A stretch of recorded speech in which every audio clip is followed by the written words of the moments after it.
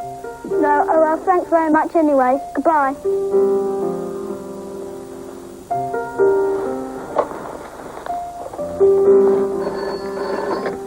Townsend. Hello, you know the Hornby Double O Model Railway? Yeah. Do you have an R186 signal box? Well, let's see. Yes, I got one left. Great! We've got one, Mum. Good old Yellow Pages. We're not just there for the nasty things in life, like a blocked drain or a broken window. We can help with the fun things, too.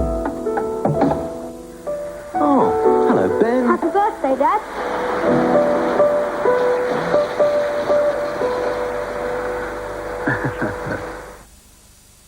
Ebenezer Scrooge. What the dickens? Every day for the next 3 weeks, the Daily Mail is giving away holiday bonus vouchers worth £5 each. Collect them and save pounds and pounds off the price of your apt holiday anywhere in the world. So you'll have even more money to spend on seeing the sights.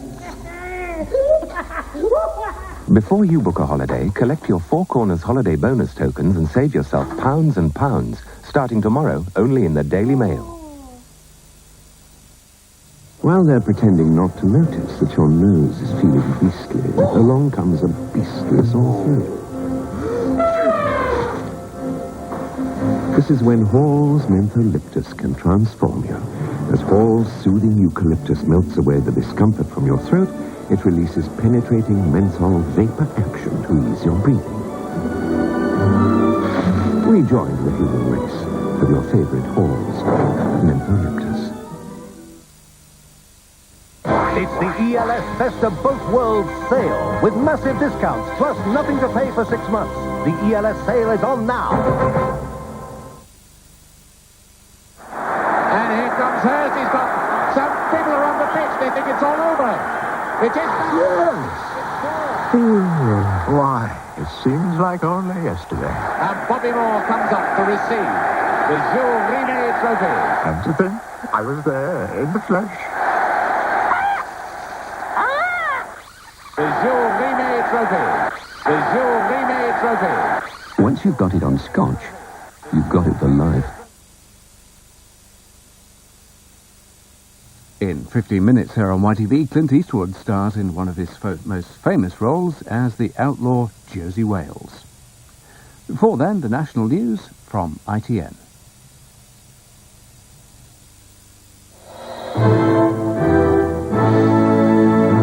The news from ITN. Tried and executed, Romanians see their dead dictator. Demonstrators warn political changes must be quicker. The price of freedom for the people of Bucharest. And sport, Desert Orchid equals the record. Good evening. The people of Romania have been shown pictures on television of their dead dictator, former President Nicolae Ceausescu. He was shot by firing squad with his wife Elena after being tried for genocide. And a new government's been formed.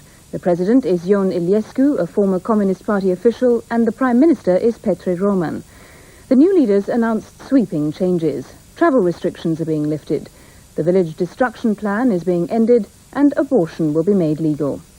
Thousands of dead are being buried, and the Soviet Union has set up a 6,000-bed hospital on the border to treat the injured from the civil war. Paul Davies has been inside the state television station in Bucharest throughout the day. The new government has made this television station its provisional headquarters. Its leaders have been meeting here throughout the day. They've been broadcasting to the people, explaining their thoughts on the country's future. After some disagreement, they decided to show on television the body of the dead president. Just 1 week ago, he was an all-powerful tyrant. Here, like a common criminal, Nicolae Ceausescu is unceremoniously bundled from an armored car, making his last journey before his execution. Romanian television showed these pictures early this morning, a short time after they announced that the deposed president had been shot dead by a firing squad. The 71-year-old former leader is seen undergoing a statutory medical test.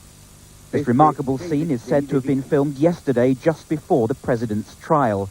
These pictures, the first hard proof President Ceausescu was in fact a prisoner of the new regime. His 70-year-old wife, Elena Ceausescu, is also seen. She faced similar charges to her husband and is said to have met the same fate. The couple appeared remarkably relaxed, considering the fact they'd been jointly charged with genocide, the murder of 60,000 Romanians. The pictures of the president were broadcast from here, inside the television station that is also the headquarters of the country's new leadership. But the transmission immediately sparked an angry dispute within this building. The newscaster told viewers that the TV technicians wanted to show proof that the president had been executed, but were being stopped by senior bureaucrats within the TV centre. Television Free Romania then played the country's new national anthem. On 15 separate occasions, viewers were told to stay tuned to see how the power struggle turned out. Behind the scenes, there were heated exchanges, the television staff protesting at the censorship from above. It's just like the bad old days, one said. In a small-scale reproduction of last week's revolution, the soldiers protecting the TV centre became involved, backing those demanding that evidence of the president's death be shown to the world. And this afternoon, the TV station showed the crumpled forms of two bodies at the foot of a bullet-ridden wall, one clearly that of Romania's former dictator. The decision to broadcast those pictures was in fact taken in a television studio just a few yards across the corridor from where I'm sitting now. This afternoon, the leaders of the new government of National Salvation met there once again.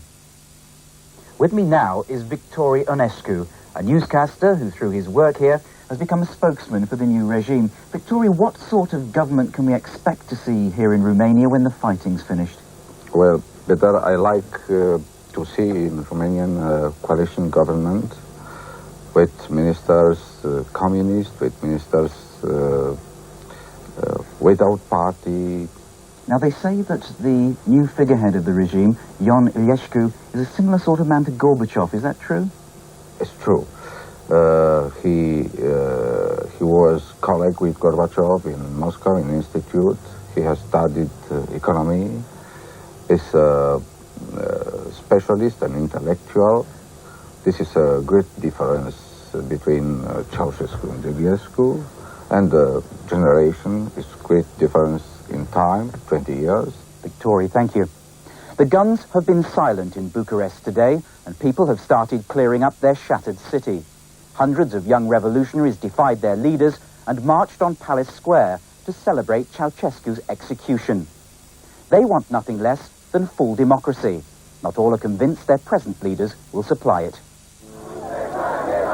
This was the only visible expression of relief in Bucharest today that Ceausescu was dead.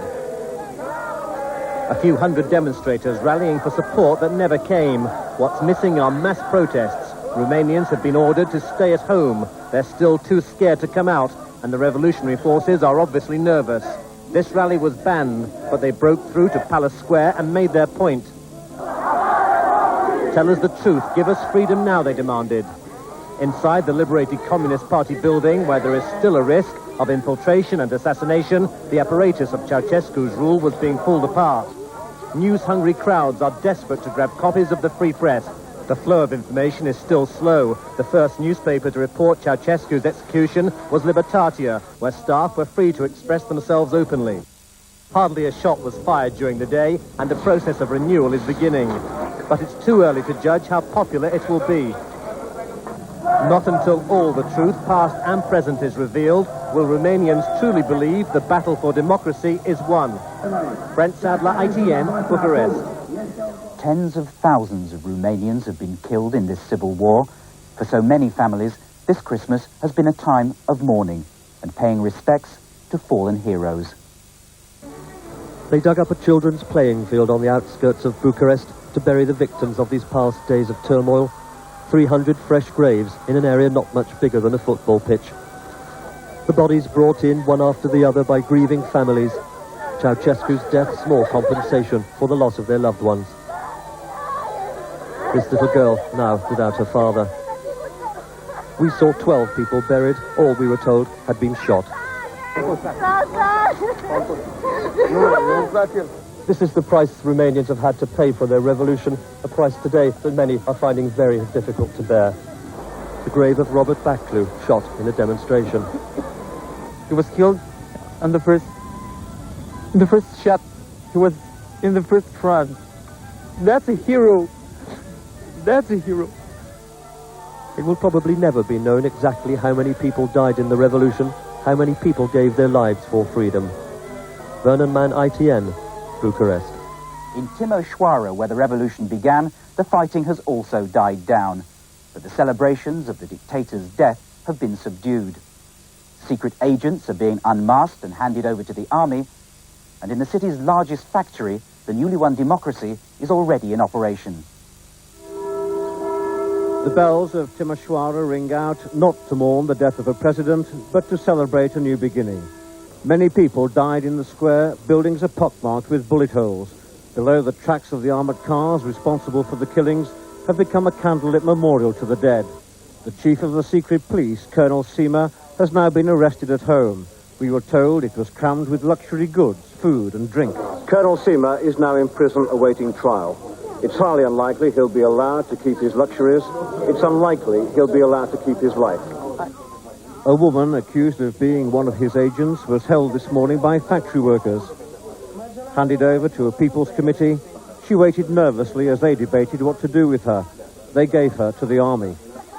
Outside, the factory workers who brought her in cheer and celebrate the removal of a spy from their midst. There's also an air of anticipation. They're about to take part in their first ever free elections. In this, the biggest factory in Timișoara, departmental heads with instructions from the workers meet to elect a new factory committee. They're not used to debate. Freedom of choice is alien, but democracy hard won is soon established. And on the shop floor, the elections are a point of fierce debate. Democracy is catching on in Timișoara. Yesterday's man is dead. The slogans and posters of a 24-year reign can now be destroyed. Colin Baker, ITN, Timișoara. The British ambassador to Romania has declared support for the new Salvation Front government. Meanwhile, tonight, 19 of the non-essential British embassy staff have arrived back in Britain. They told of their involvement in events in Bucharest. Probably the most remembered part of all of it, really, for me, is when we actually joined in with the students to take the television station, and we were cheering with them and shouting down with Ceausescu, and we were Romanians. We were Romanians. Now, other news. Two men referred to as Mr. A and Mr. B have been remanded in custody in London, charged with plotting explosions and having firearms. They were arrested last week after an arms cache was found in West Wales. Security was tight when the men were driven to Bow Street Magistrates Court. Armed police were on patrol outside, and the whole area has been sealed off. Police marksmen were in position on rooftops. In Panama, American troops are still surrounding the Vatican embassy, where the ousted dictator Manuel Noriega has taken refuge. Negotiations are continuing for his extradition to the United States on drugs trafficking charges. Noriega is still seeking political asylum in a third country, possibly Cuba or Peru. Israeli jets have destroyed the headquarters of the Lebanese Communist Party south of Beirut. Only hours earlier, Israeli forces, backed by tanks and helicopter gunships, decimated another guerrilla base in southeast Lebanon. At least 9 people were killed and 26 injured in the 2 attacks. It's their largest long-range raid for more than a year. Now, with that win at Kempton Park for Desert Orchid and highlights of today's soccer, here's our sports correspondent, Giles Smith. Ian Rush got the winner in Liverpool's 2-1 win over Sheffield Wednesday at Anfield. That puts them top of the table again as overnight leaders Arsenal lost at Southampton. Liverpool have only scored 4 goals in their last 5 home games, but it took them only 2 minutes to get on the score sheet today, courtesy of Molby's powerful header. Wednesday equalised in the second half through Atkinson, and the lowly placed Yorkshiremen threatened their second win over the Reds this season. But 5 minutes from the end, Staunton's free kick found Rush's chest to prove once again that even if Liverpool aren't playing particularly well, they can still win. Rodney Wallace got the goal that put Arsenal back into second place. David Platt got the second for Villa in a win that keeps up their challenge in third place.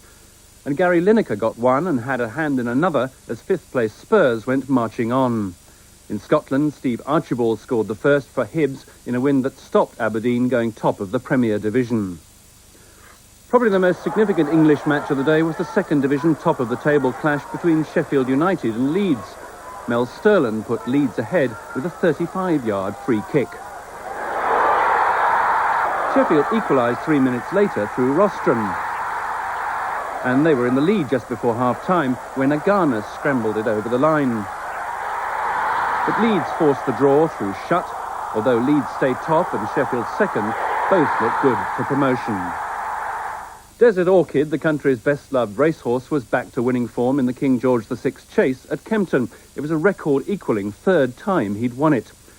A huge crowd of 25,000 saw the great champion make a rare mistake on the first circuit. Perhaps he was past his best. But at the second last, he came up with one of his classic leaps to go clear of stablemate Barnbrook again. And coming to the last, there was only one horse in it.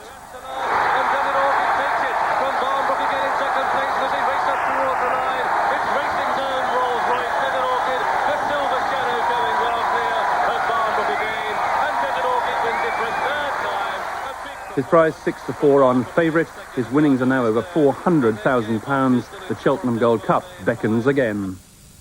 In the last few minutes, we've received dramatic new pictures of Ceausescu's interrogation.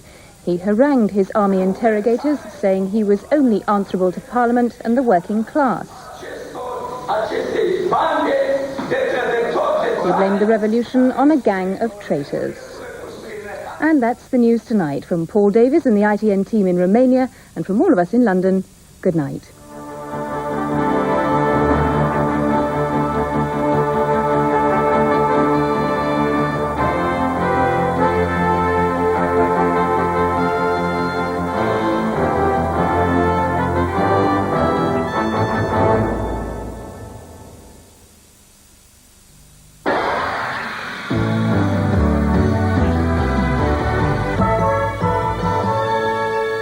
Well, the weather remains in rather placid mood for the rest of tonight and tomorrow.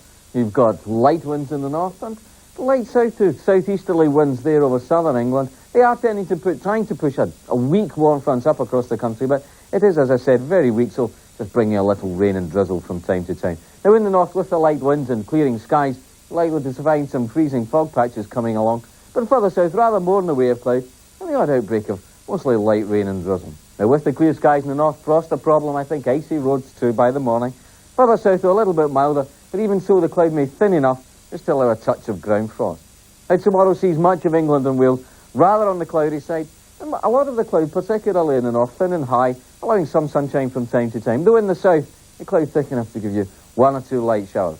As we go through the day, the thicker cloud tending to edge a little bit northwards, bringing one or two outbreaks of mostly light rain, but the rain well scattered. Many places likely to miss out. The further north you go, though, the brighter it becomes in general. Northern Ireland, much of southern and eastern Scotland, a mostly dry day, quite sunny too.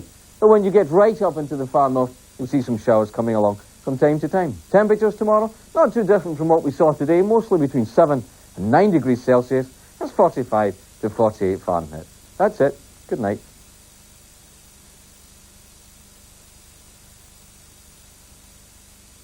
New Year's night at the movies brings the trail of the Pink Panther. Do you have your eyes? Yes, in the top left-hand rear. The thought of a world without Clouseau fills me with delight. And ghostbusting Bill Murray takes up arms in Stripes. What can I do with that? This? Who's your friend? Who's your buddy? You're a lean, mean, violent machine! I'll do it! A great film double for New Year's night at the movies on ITV. And later on tonight at 1:30, there's movie action set in the future, Escape to New York. For now, a classic Western story as Clint Eastwood is the outlaw Jersey Wales.